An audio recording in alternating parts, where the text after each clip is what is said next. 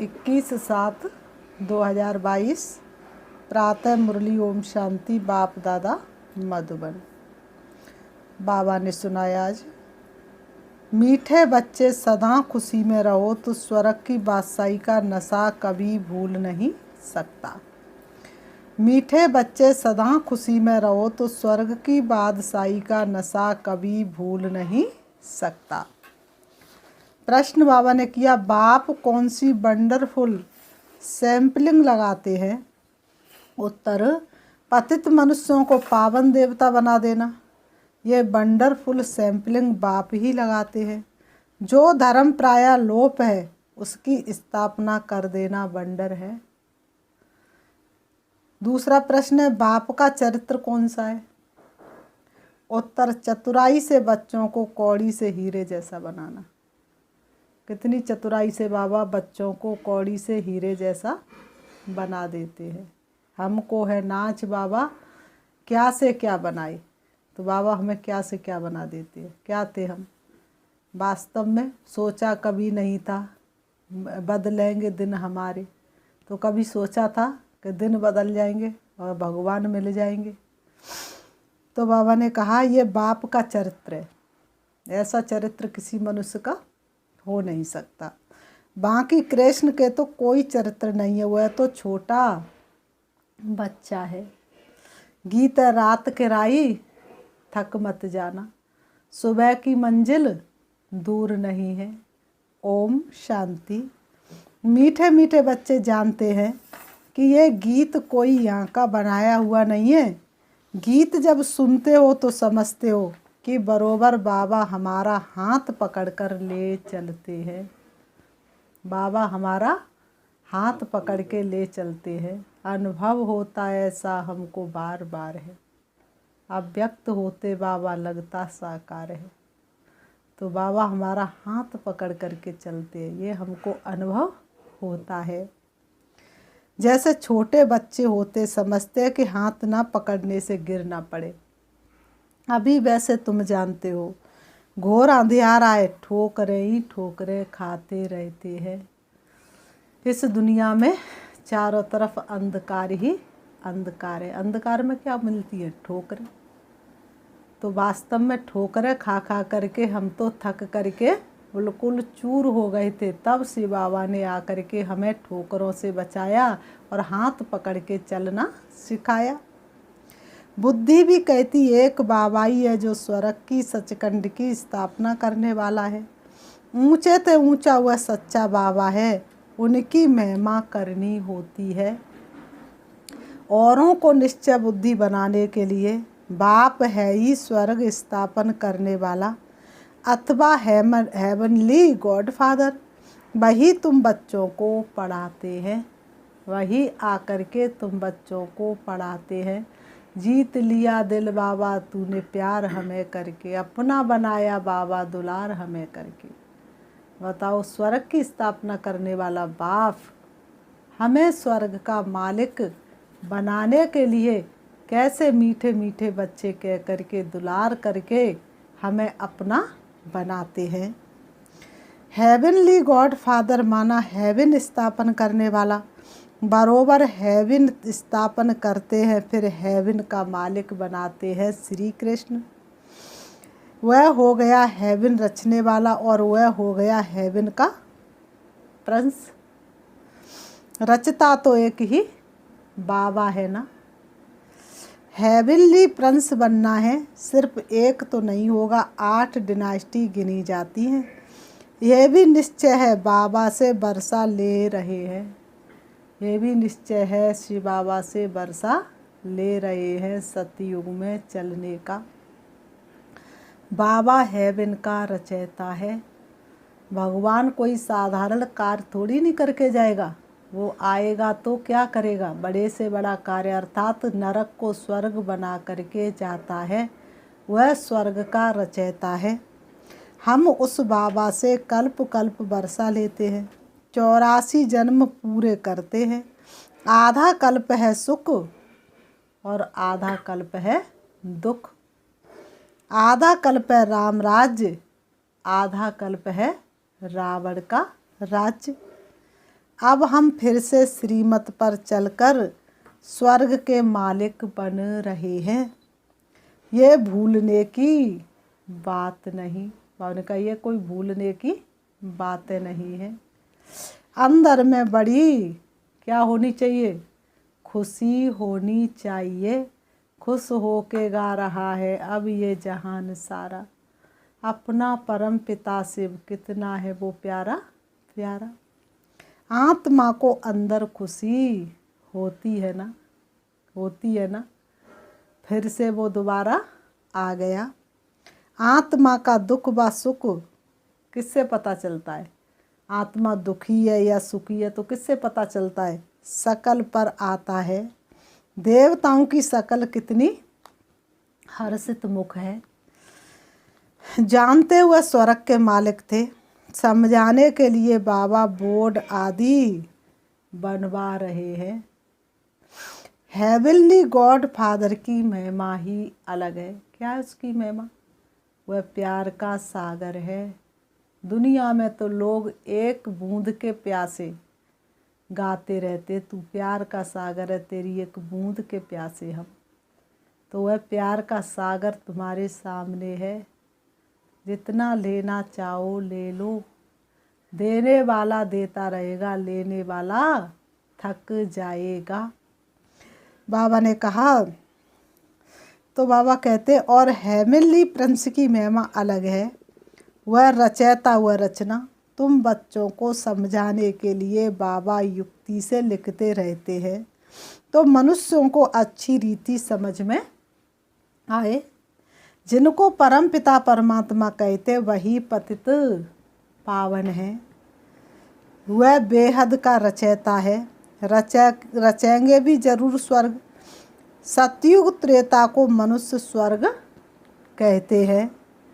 स्वर्ग और नरक आधा आधा हो जाता है। सतयुग त्रेता स्वर्ग, द्वापर कलयुग नरक और कलयुग का अंत रौरव नरक। सृष्टि भी बरोबर आधा आधा है, नई और पुरानी। उस जड़ झाड़ की आयु कोई फिक्स नहीं होती, कितना समय चलेगा। इस झाड़ की आयु बिल्कुल फिक्स है। चैतन्य झाड़ की आयु बिल्कुल फिक्स है। इस मनुष्य सृष्टि का झाड़ की आयु पूरी एक्यूरेट है, ऐसे और कोई की होती नहीं। एक सेकंड का भी फर्क नहीं पड़ सकता। एक सेकंड का भी फर्क नहीं पड़ सकता। वैरायटी झाड़ है, एक्यूरेट बना बनाया ड्रामा है, फिल्म है। तो इस फिल्म में हर किसी का पार्ट अपना अपना है। बाबा ने कहा यह खेल 4 भाग में बांटा हुआ है।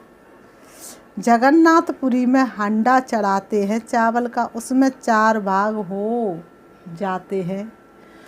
ये सृष्टि भी 4 भागों में बटी हुई है। शुरुआत बहुत सुंदर दुनिया से होती है। इसमें 1 सेकंड भी कम जास्ती नहीं हो सकता।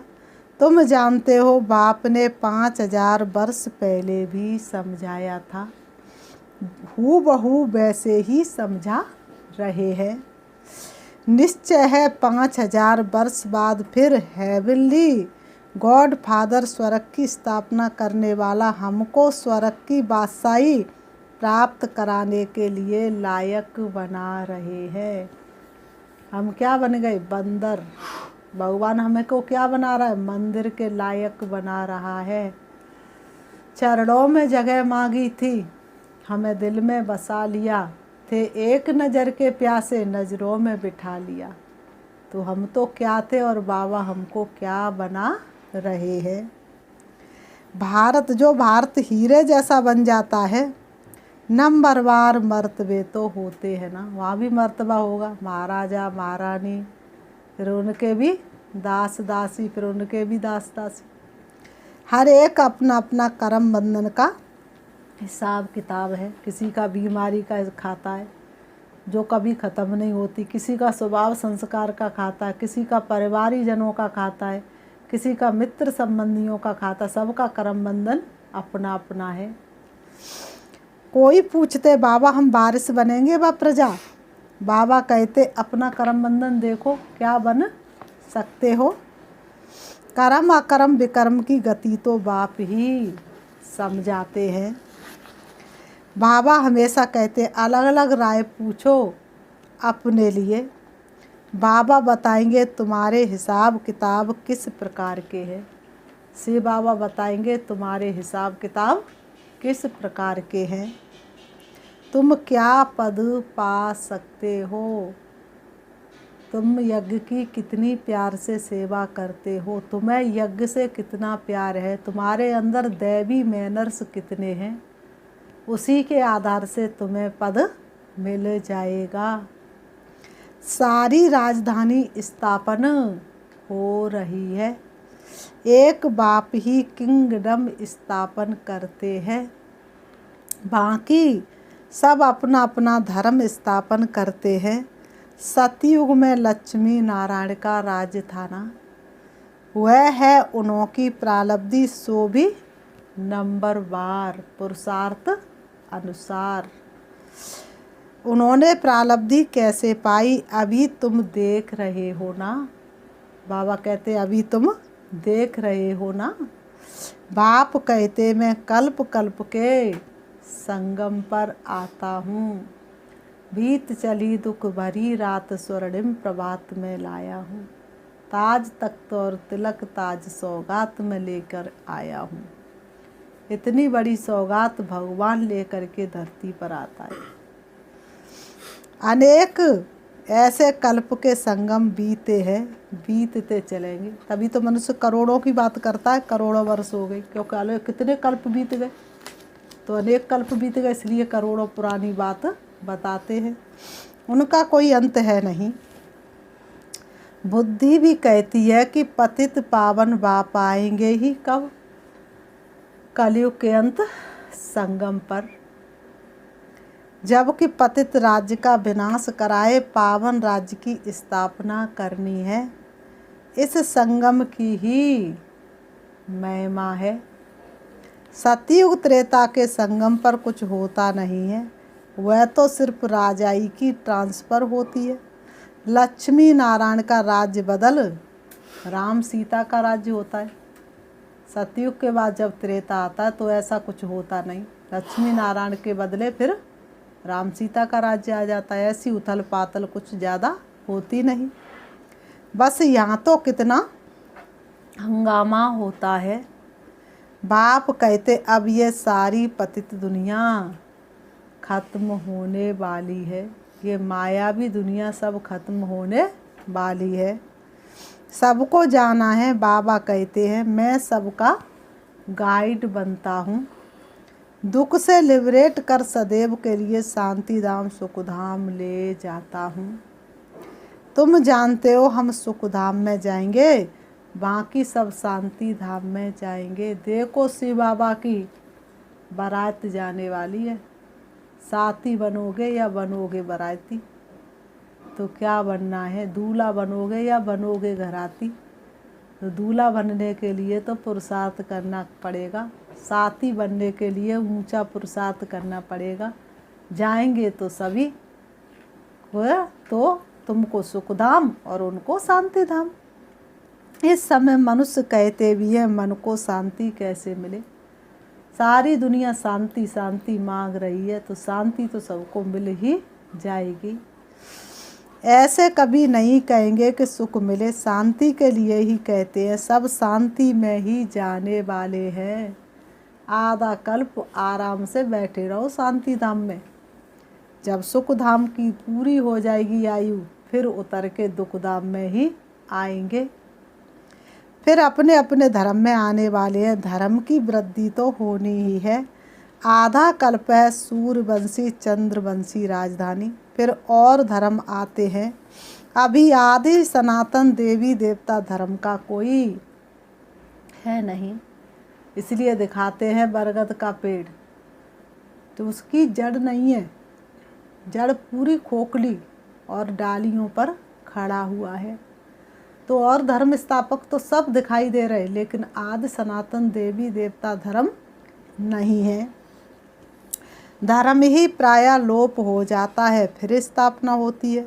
सैंपलिंग लग रही है, बाप ये सैंपलिंग लगाते हैं, वह फिर झाड़ों आदि की सैंपलिंग लगाते हैं।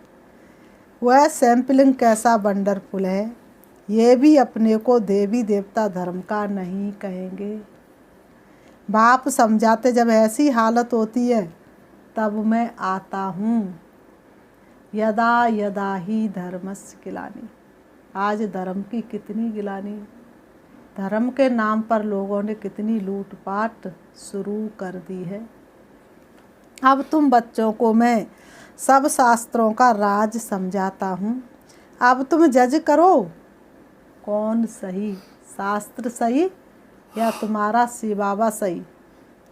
रावण है ही रोंग मत देने वाला, इसलिए अनराइटियस कहा जाता है। बाप है ही राइटियस, रावण ने कैसी मत दी, गलत मत। सच्चा बाबा सच ही बताएंगे, सचखंड के लिए सच्चा ज्ञान बताते हैं। बाकी ये वेद शास्त्र है भक्ति मार्ग के, कितने मनुष्य पढ़ते हैं। लाखों गीता पाठशाला अथवा वेद पाठशालाएं होंगी, जन्म जन्मांतर से पढ़ते ही आते हैं। आखिरीन कोई तो लक्ष्य होनी चाहिए। गीता पढ़ रहे हैं, भागवत पढ़ रहे हैं, रामायण पढ़ रहे हैं, क्या लक्ष्य है? पढ़ रहे इसका लक्ष्य क्या है? कीर्तन किया घर चले आए, गीता पढ़ी घर चले आए। पाठशाला के लिए लक्ष्य चाहिए। शरीर निर्वाह पढ़ते हैं, लक्ष्य होती है। जो कुछ पढ़ते शास्त्र सुनाते तो शरीर निर्वाह चलता है। बाकी ऐसे नहीं मुक्ति जीवन मुक्ति को पा लेते हैं। मुक्ति जीवन मुक्ति को कोई पा नहीं सकते। तो बाबा ने कहा बाकी ऐसे नहीं मुक्ति जीवन मुक्ति को पा लेते व भगवान को पा लेते हैं, नहीं। मनुष्य भक्ति करते हैं भगवान को पाने के लिए। भक्ति मार्ग में साक्षात्कार भी होते हैं। जो अति गहन भक्ति करते हैं, सिर काटने के लिए तैयार हो जाते हैं, एक रस मन को लगाए रखते हैं, उनको फिर साक्षात्कार भी शिव बाबा कराते हैं। जाकी रही भावना जैसी प्रभु मूरत देखी तिन तैसी।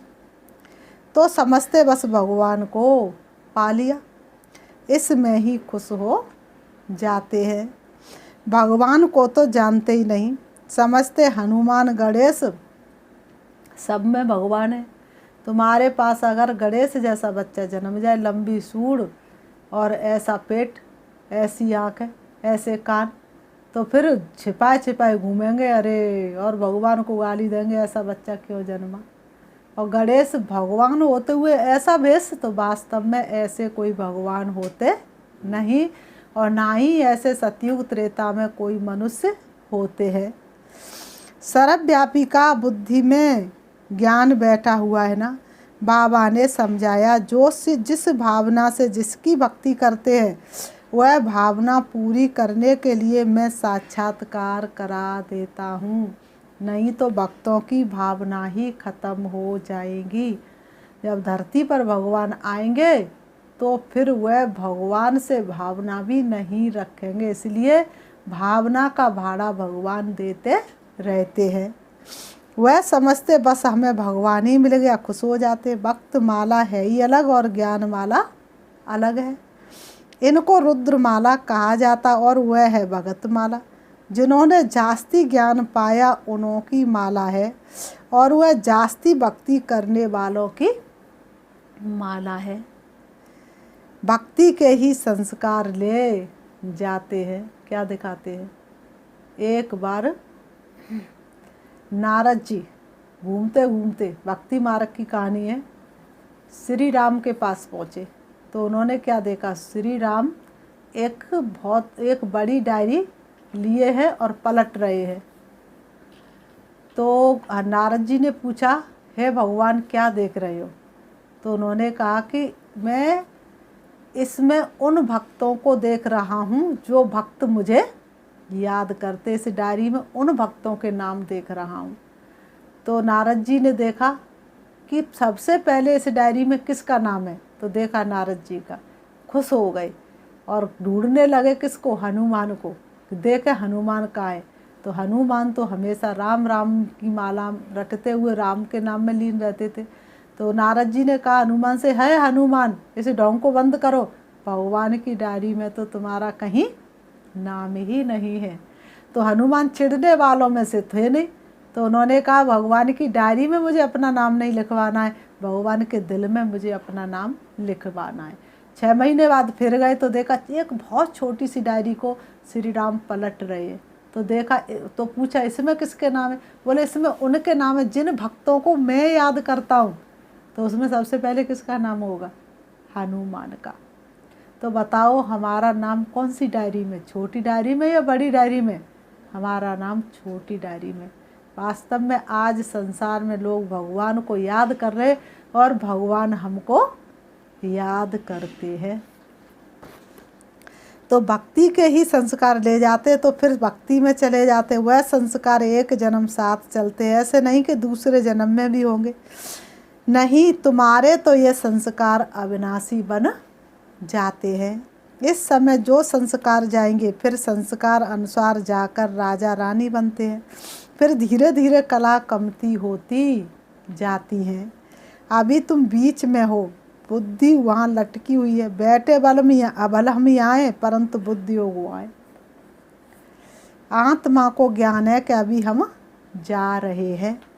बाबा को ही याद करते हमारी आत्मा पार हो रही है। इस शरीर को इस किनारे ही छोड़ देंगे। इस किनारे है पुराना शरीर और उस किनारे है सुंदर शरीर। ये हुसैन का रथ है। हुसैन जिसको अकाल मूर्त कहते हैं, उनका ये तख्त है। आत्मा तो अकाल है। आत्मा को गोल्डन सिल्वर में आना है। स्टेजेस है ना, बाबा तो है ऊंचे ते ऊंच, वह स्टेजेस में नहीं आता कि वह पावन है, फिर वो धीरे धीरे कम पावन होता हो, फिर और कम, फिर पतित बन जाए। नहीं, वह तो हमेशा पवित्रता का सागर है, शांति का सागर है। वह कभी अपवित्र बनता नहीं। आत्मा स्टेजेस में आती हैं। गोल्डन एज वालों को फिर सिल्वर में आना पड़े। अभी तुमको आयरन एज से गोल्डन एज में ले जाते हैं। अपना परिचय देते रहते, उनको कहते भी हैं, क्या कहते? Heavenly God father. उनका अलौकिक दिव्य जन्म है। खुद बतलाते मैं कैसे प्रवेश करता हूँ, किसी को पता भी नहीं चलता है। कैसे शिव बाबा ब्रह्मा बाबा के तन में प्रवेश करते। चुपके शिव बाबा आए ब्रह्मा के तन में। इसको जन्म नहीं कहेंगे। जब समय पूरा होता तब भगवान को संकल्प उठता है जाकर रचना रचे। ड्रामा में उनका पार्ट है ना। परम पिता परमात्मा भी ड्रामा के अधीन है। मेरा पार्ट ही है भक्ति का फल देना। परम पिता परमात्मा को सुख देने वाला ही कहा जाता है। अच्छा कर्तव्य करते हैं जो अल्पकाल के लिए उसका रिटर्न मिलता है। तुम सबसे अच्छा कर्तव्य करते हो। तुम जैसा कर्तव्य दुनिया पर कोई कर नहीं सकता। सबको क्या करते हो? बाप का परिचय देते हो। तुम सबसे ज़्यादा अच्छा कर्तव्य करते हो, सबको बाप का परिचय देते हो। अब देखो राखी का त्यौहार आता है, इस पर भी समझाना पड़े। ये रक्षाबंधन सबसे बड़ा त्यौहार है, क्योंकि इसमें किसकी राखी बंधवाता है भगवान? पवित्रता की राखी। राखी है ही पतित को पावन बनने की प्रतिज्ञा के लिए। अपवित्र को पवित्र बनाने का रक्षाबंधन। तुमको पहले पहले परिचय देना है पतित पावन बाप का। जब तक वह ना आए तब तक मनुष्य पावन बन नहीं सकते। बाप ही आकर पवित्र बनने की प्रतिज्ञा कराते हैं। पवित्रता का बंधन प्यारा, सारे बंधन से न्यारा। तो बंधन बहुत बुरे होते हैं, लेकिन सबसे अच्छा बंधन कौन सा है? पवित्रता का बंधन, ईश्वरी बंधन, जिसको मनुष्य कठिन समझते, परमात्मा ने आकर के कितना सहज कर दिया, कितना प्यारा बंधन है।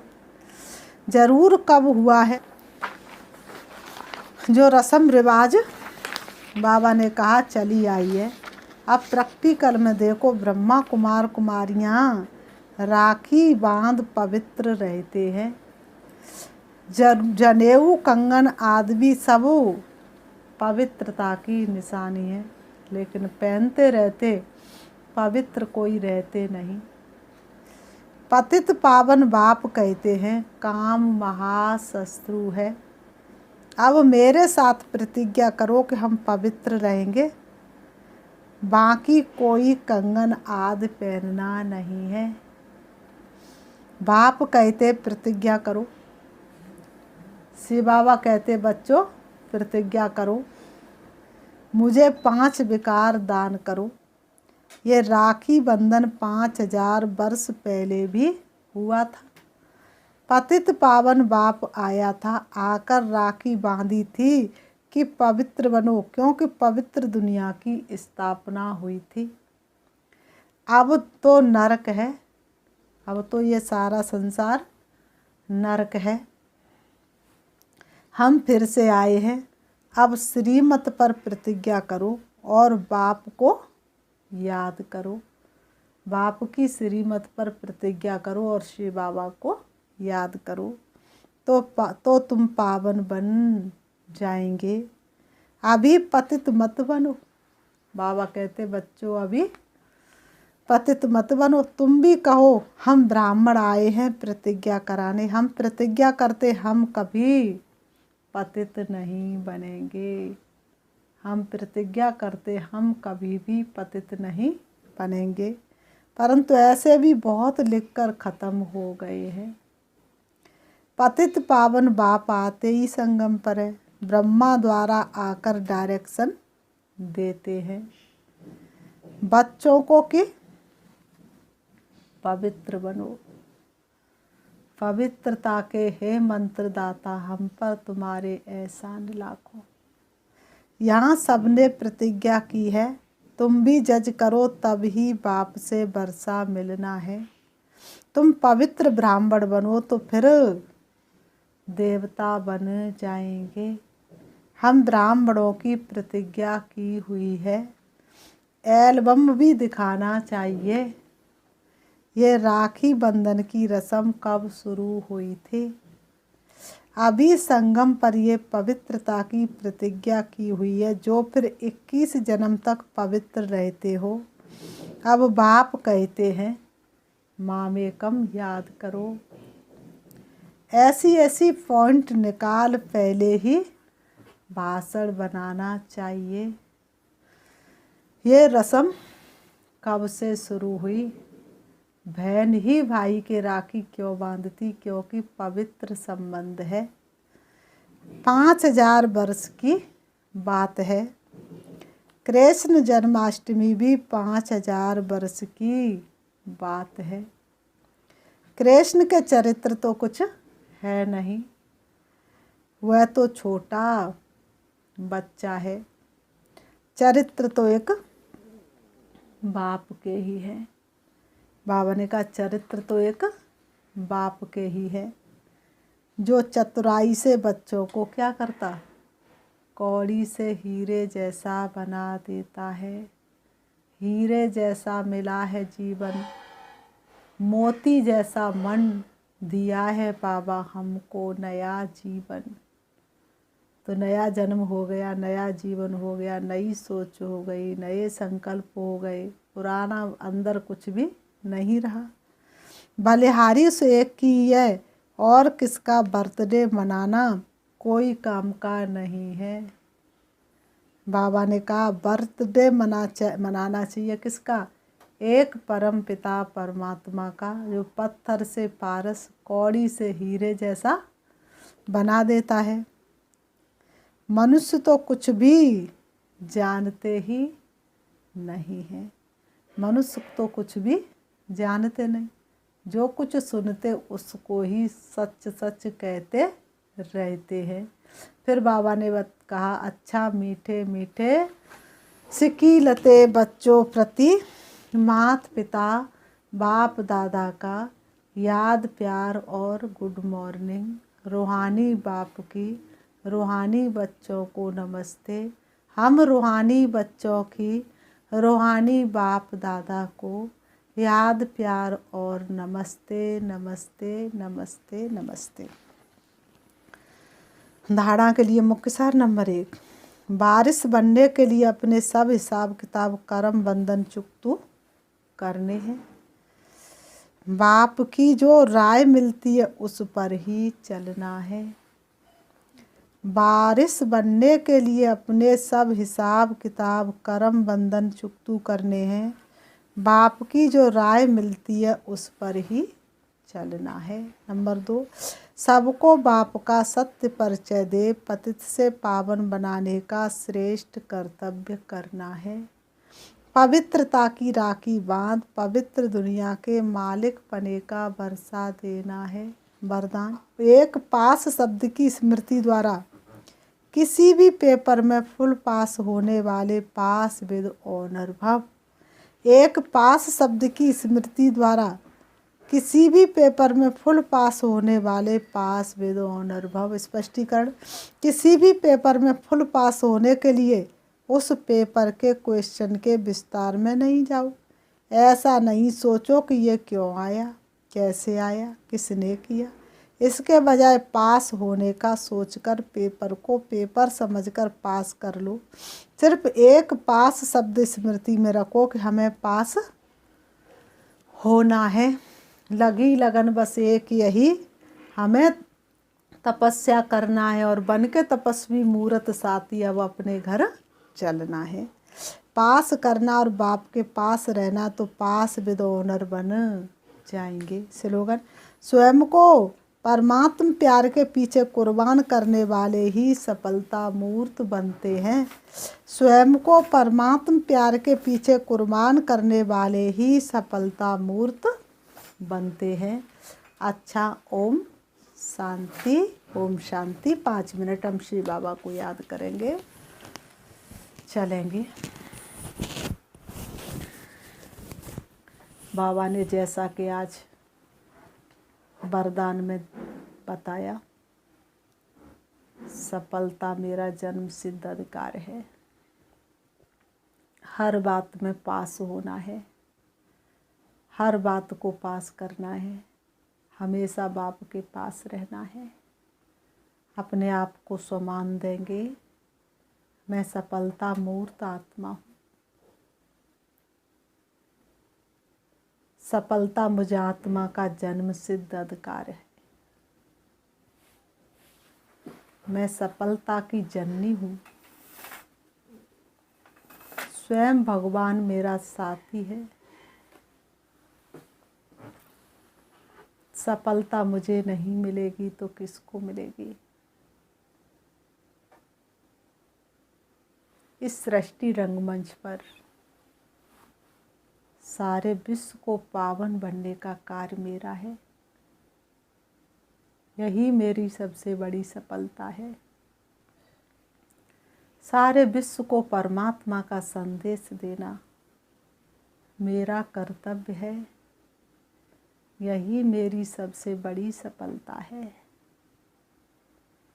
स्वयं भगवान ने सारे विश्व की आत्माओं को परमात्मा संदेश देने का, पावन बनाने का जिम्मेवारी मुझे दी है। अनुभव करें जिम्मेवारी का ताज मेरे सिर पर रखा हुआ है। इस जिम्मेवारी को पूरा करने के लिए स्वयं भाग्य विधाता वरदाता बाप मेरा साथी है, सहयोगी है। वो मेरा बैकबोन बन के मुझे साथ दे रहा है और मुझे वरदान दे रहा है, बच्चे सफलता मूर्त भव। सारे विश्व की आत्माएं मेरे सामने हैं। बाप दादा की मैं छत्र छाया के नीचे हूँ। उनकी शक्तियाँ मुझ में समाती जा रही हैं। जिस तरह से छतरी को सिर के ऊपर लगाते ऐसे अनुभव करो।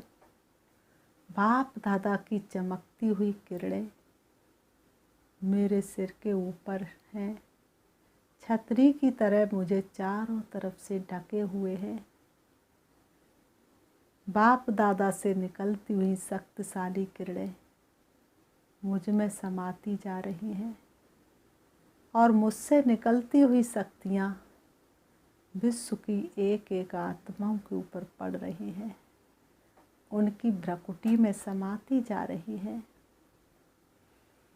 सभी मेरा बाबा कहने लगे।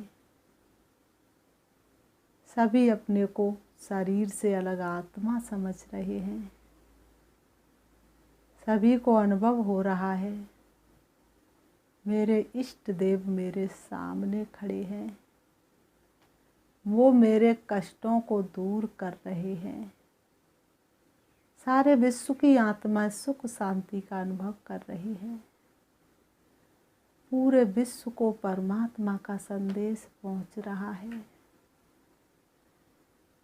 मेरी मनसा इतनी शक्तिशाली हो रही है, एक साथ मैं सारे विश्व की आत्माओं को सकाश दे रही हूँ।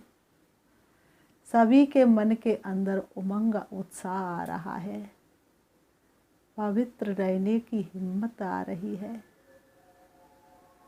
सारे विश्व की आत्माओं को मैं परमात्मा का संदेश दे करके उनका उद्धार कर रही हूँ।